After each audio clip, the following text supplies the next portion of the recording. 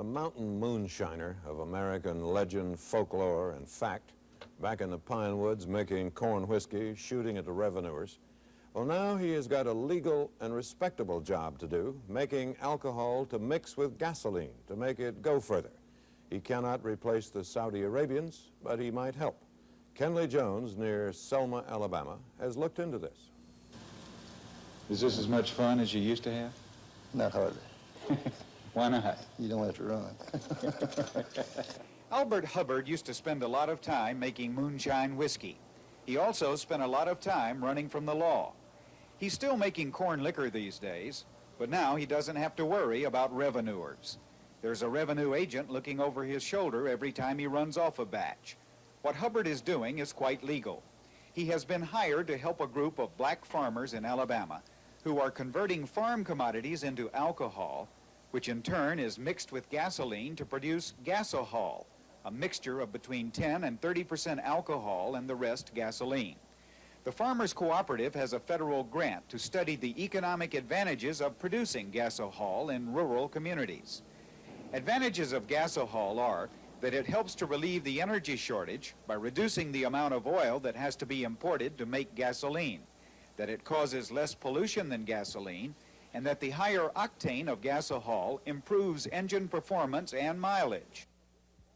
One of the disadvantages of gasohol is that it costs more to make than gasoline. But the manager of the Farmers Cooperative, Albert Turner, says the production costs can be reduced by using wood for fuel in the distilling process instead of oil or gas. But the biggest advantage of gasohol, Turner says, is the use of a variety of farm commodities in the fermentation process. In addition to corn or other grains as a base from which alcohol is distilled, all kinds of vegetables can be used, even those which are spoiled and would otherwise go to waste. So we would be interested in increasing the amount of crops that farmers are presently growing, in addition to using the surpluses that we already have. And we could use all of the waste crops. Anything that's being thrown away at this point could be used for conversion into alcohol. Gasohol may not be the final solution to the nation's energy shortage, but for a lot of farmers who are short on cash and long on crops, converting those crops to fuel could be a recipe for financial stability. Kenley Jones, NBC News, near Selma, Alabama.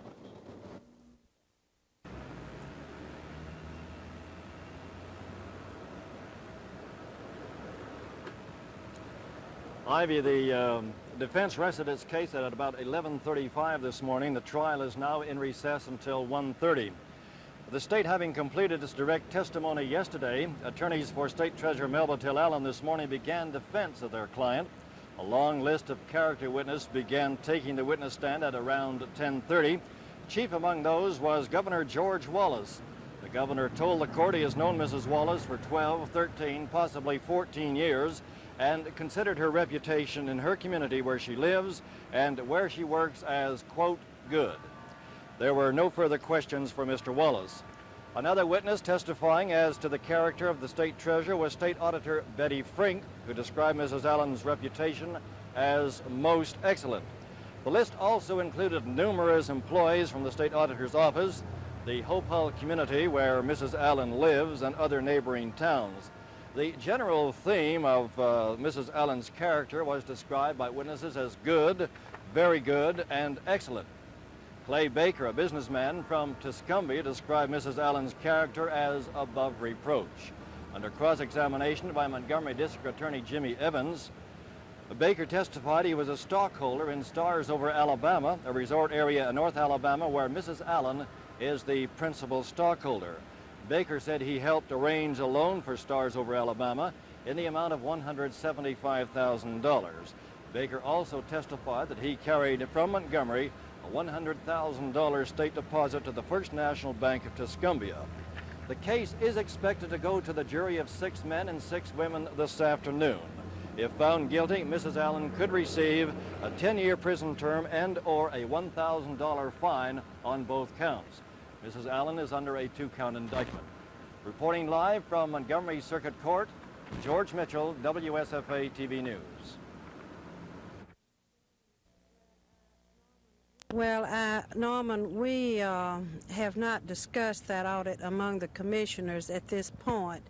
I feel like that I would really rather reserve my remarks until the commission has had ample time to really study that audit and to get together and to make a decision. You know, we feel like that we have a responsibility to see that every employee in the office is in a position where he can best serve the commission and also the people of the state, because we're all paid by state, by taxpayers' money, and we want to be sure that we're getting the most for that money that we can as far as our employees are concerned. So at this time, I'd really rather not comment any further on the audit that was made internally.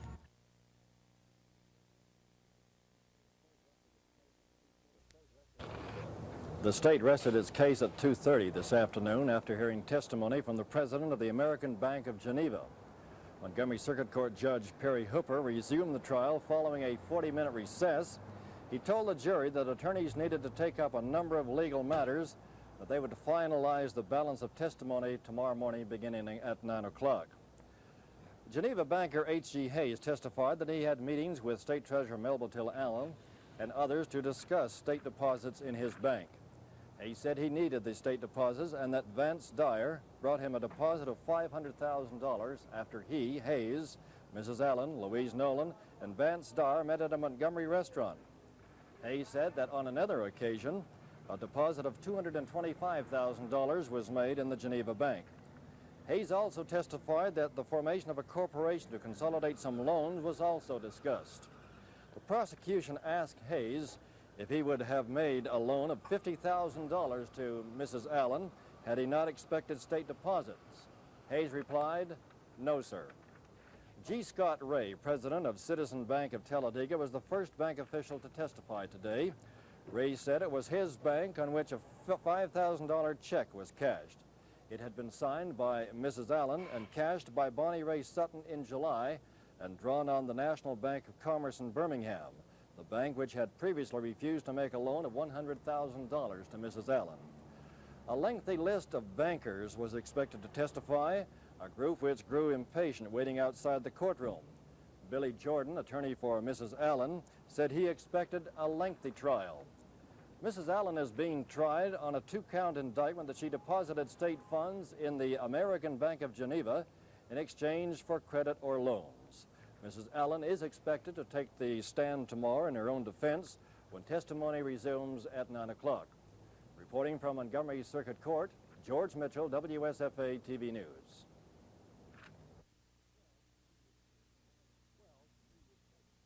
Well, for me, it's much brighter. I feel like that I'm the front runner. I've been told that. I don't mean to sound egotistical about it, or anything like that, but I've been told by a great number of people that I'm the front runner. Obviously, his decision not to run makes my prospects brighter. I don't know whether we know who all the candidates will be at this stage or not. There are possibilities of a number of candidates, a number of potential candidates getting into the race. So it's a sort of a wait-and-see situation at the present time.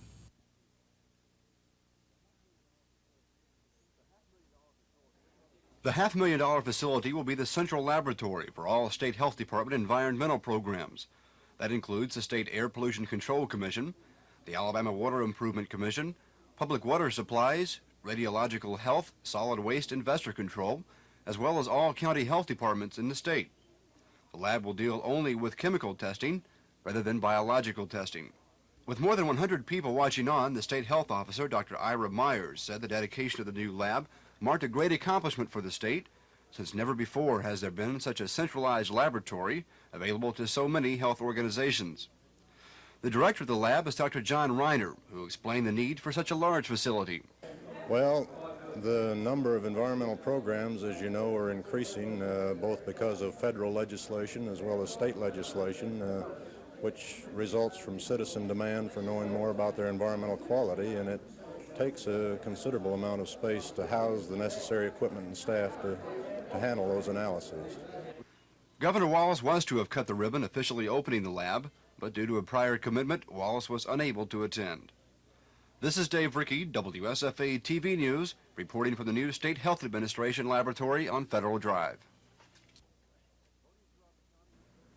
Voting throughout the county was very light, as only about a fifth of the 20,000 registered voters came out of the polling places. At stake was $325,000 for the Elmore County school system and about $75,000 more for the Tallahassee school system. But the voters in Tallahassee were opposed to the tax increase, voting it down by a 4-to-1 margin. As the polls began reporting results to probate judge Edward Insland, school superintendent John Watley watched with interest as the vote count ran very close throughout the evening. But residents in Millbrook and Wetumpka apparently sparked enough positive votes as the measure passed by a slim 45-vote margin. The issue now will go before the county commission, which is expected to pass the increase at its next meeting. This is Dave Rickey, WSFA TV News, Elmore County.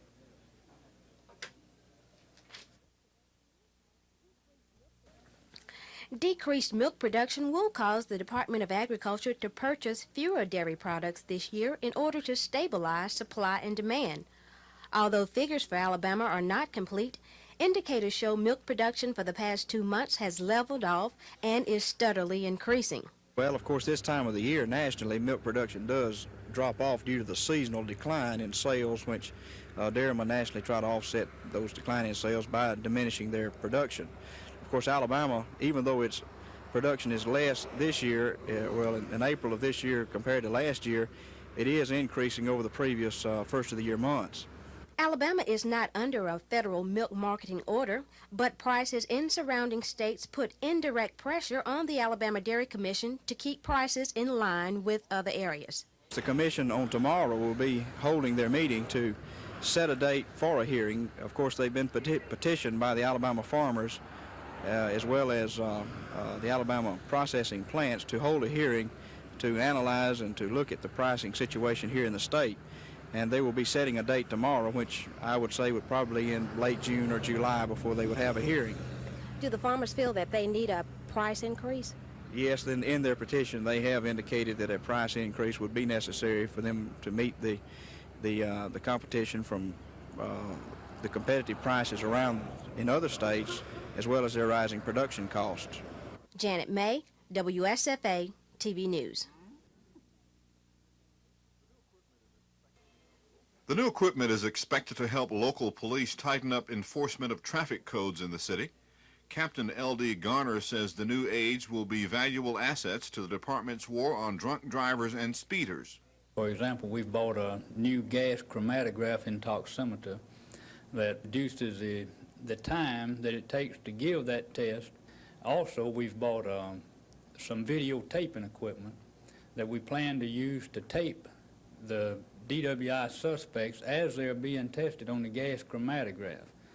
The Supreme Court has ruled that this type tape may be used in court as evidence for DWI cases, and also it's been shown to have a favorable result when you show the DWI what he actually looked like and what kind of a fool he was making of himself generally while he was in that condition.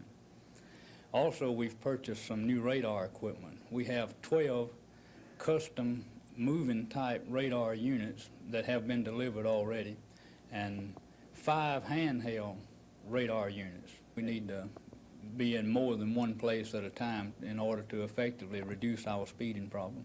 Along with the advanced equipment, Captain Garner says $42,000 of the grant will be used for overtime pay to officers patrolling Montgomery's 800 miles of paved streets in the new enforcement effort.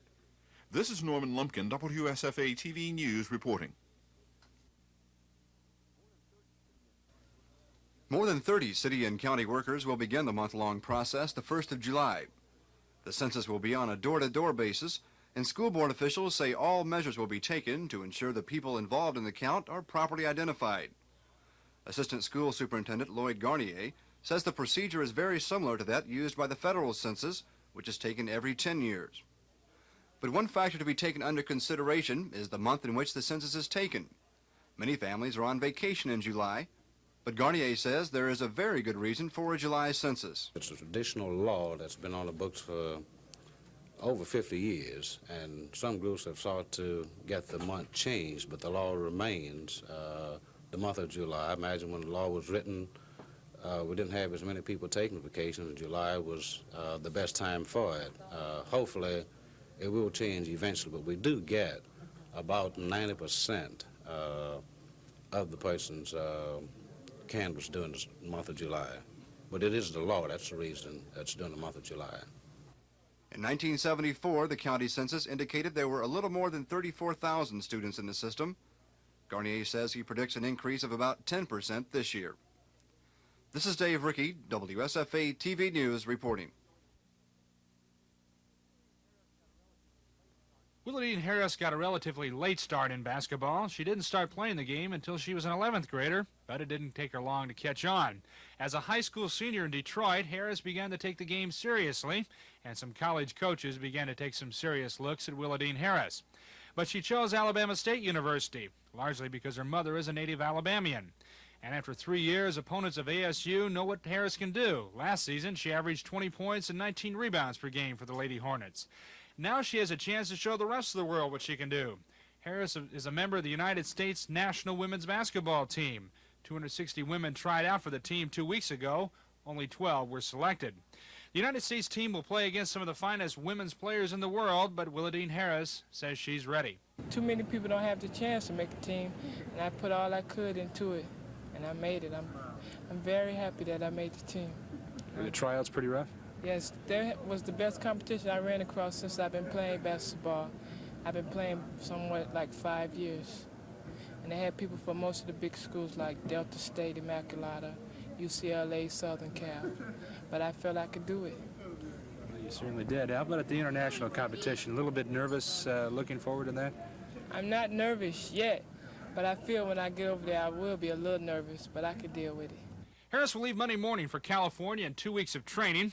The team will then travel to places like Hawaii, Japan, Taiwan, and possibly the People's Republic of China.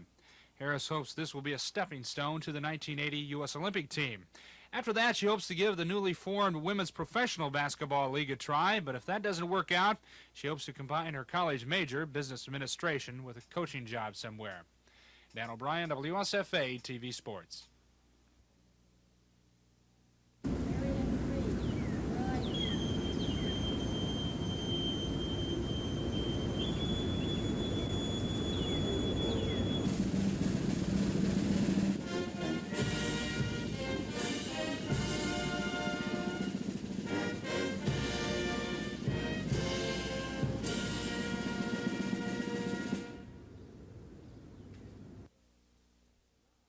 Well, it has not. It's delayed planting to a great deal on a lot of crops, and it's caused a lot to be replanted. A great deal of the cotton, a larger percent of it had to be replanted. And we're way behind on planting soybeans. We only got about 30 to 40% planted. The other day we stayed at 50%, but after checking around, we just got about 30 to 40% of the beans in the ground. And it's already too late to plant the early varieties of bean, but we still have time to get the soybeans in.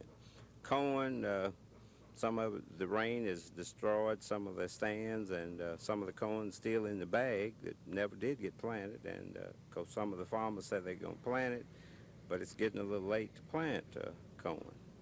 And about 25% of the cucumber crop had to be replanted because of the wet, cool spring that we've had. What kind of weather do we need to bring these crops around? Some warm days and some warm nights, you know. I had an old farmer told me, he said, when you can walk through the house and see the family sleeping without any cover on them, this is the type of weather crops need, especially cotton, you see.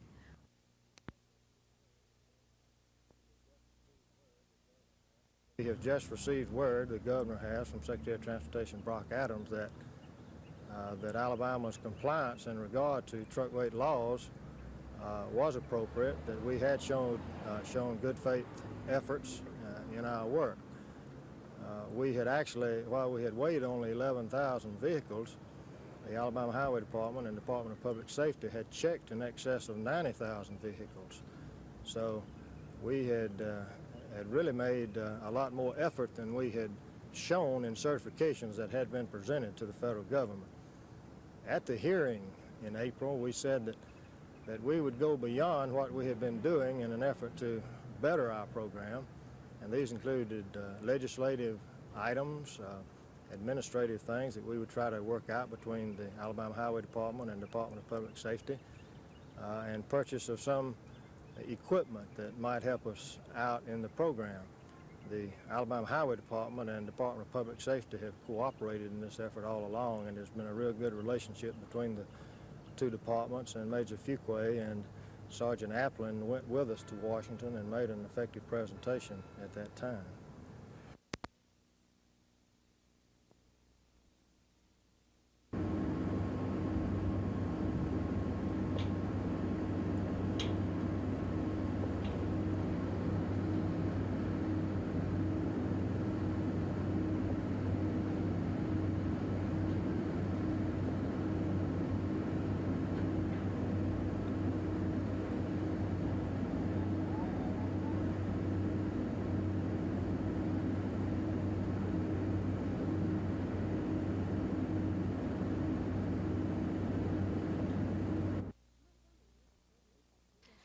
Montgomery Legal Services has been in the city about 2 years, and in that time it has served approximately 1,900 people. The service grew out of a clinic at the University of Alabama designed to give legal aids to students, and now, 3.5 years later, is authorized in every county in Alabama.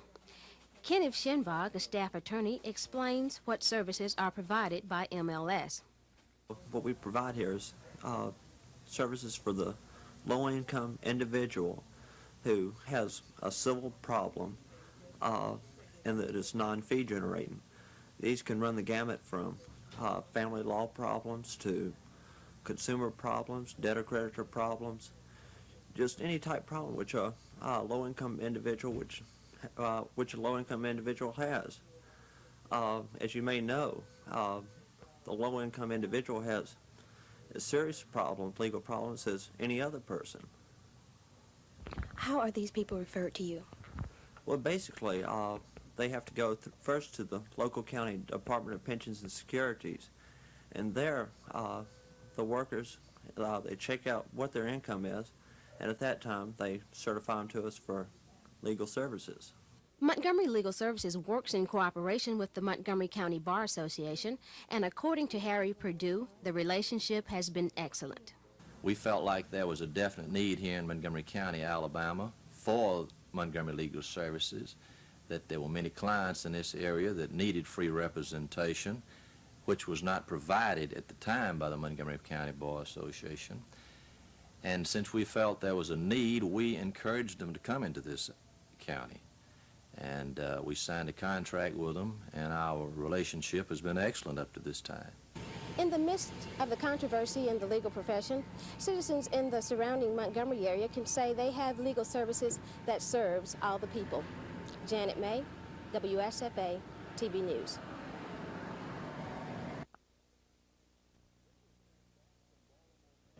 Mitchell came back from Baltimore, Maryland to Montgomery today on flight 725.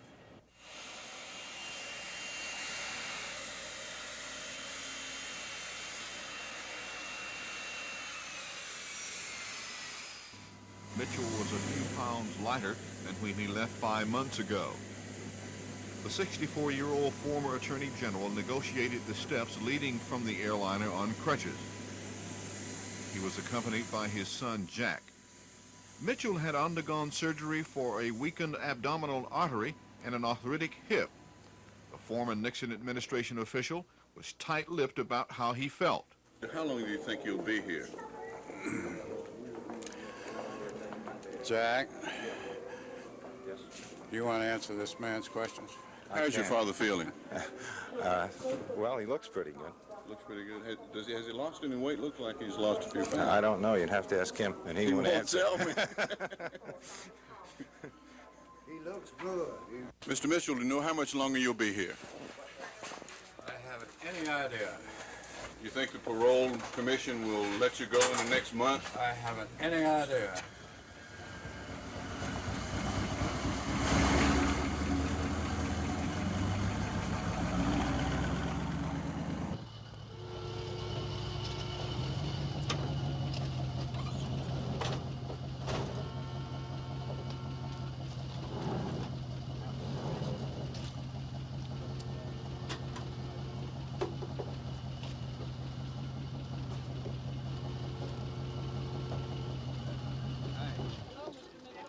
How are you? I don't know. I'll let you know later. Have you read Mr. Nixon's book?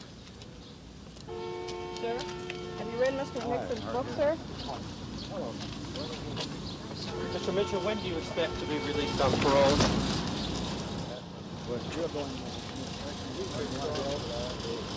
Mitchell declined to answer questions after he walked from the prison processing center, his son carrying a brown suitcase and a folder of papers. John Mitchell is serving a 1 to 4 year prison term for his role in the Watergate cover-up. About 20 minutes after his arrival, John Mitchell was in prison clothes and heading for his quarters. Prison Superintendent C.W. Beaver said Mitchell will be given a medical examination to determine whether he could return to the clerical duties he performed before the furlough. John Mitchell returned to Maxwell Prison Camp today, a man popular with other inmates here. They say he spends much time helping them with personal and legal problems. Many had said when he first left they hoped that he would be released on a medical parole. Now his chances of early release hangs on the action of the Federal Parole Commission, which meets here at Maxwell in July. This is Norman Lumpkin, WSFA TV News reporting.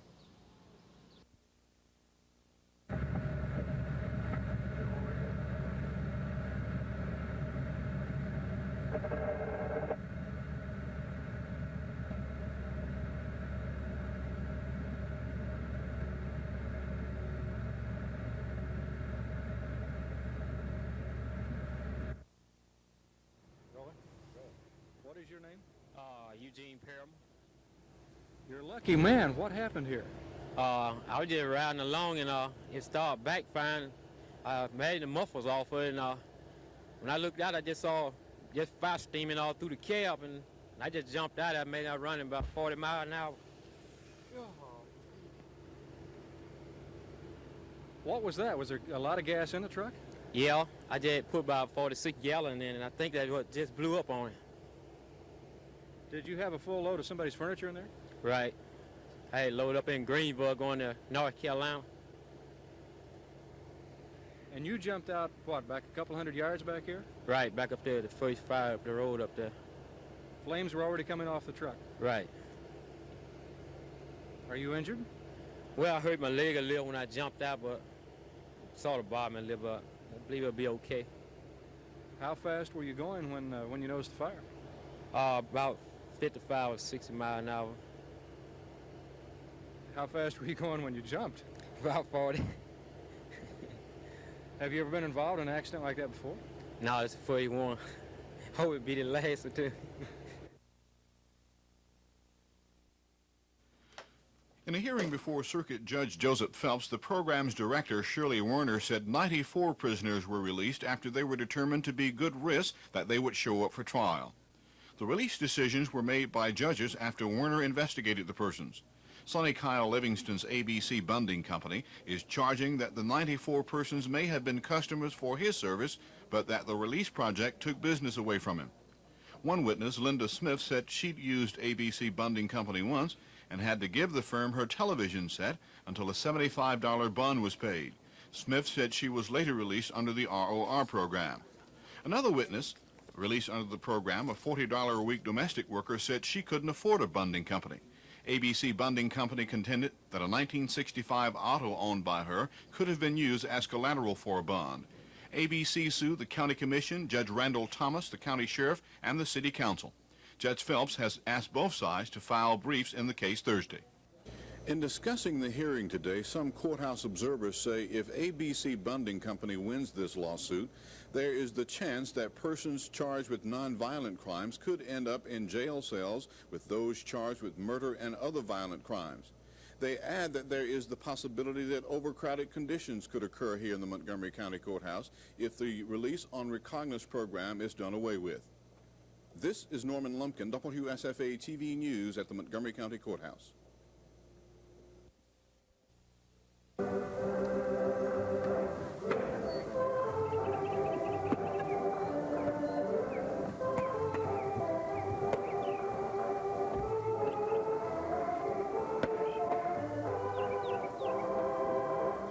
This is my first year in the Southern League and my second year as a manager. I find this league a lot tougher than the one I was last year, which was the Florida State League.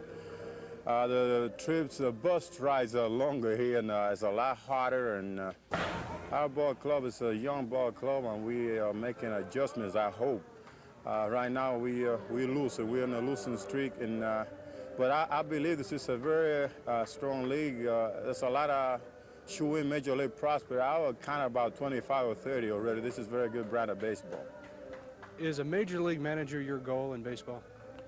Well, not really. I want to be in the game 2 or 3 more years, whether I'll go to the major leagues or stay here, it won't make a difference. I was up in the major for 17 years, so I have no rush to be back there.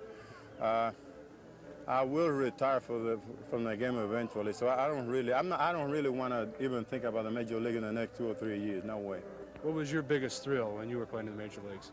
Well, my biggest thrill, of course, was my first game. I got a base hit my first time at bat and beat the San Francisco Giants. But 1963, the 3-alley play in the first outfield, I was in September 1963. I think that had to be my biggest thrill, the 3 brothers in the same outfield.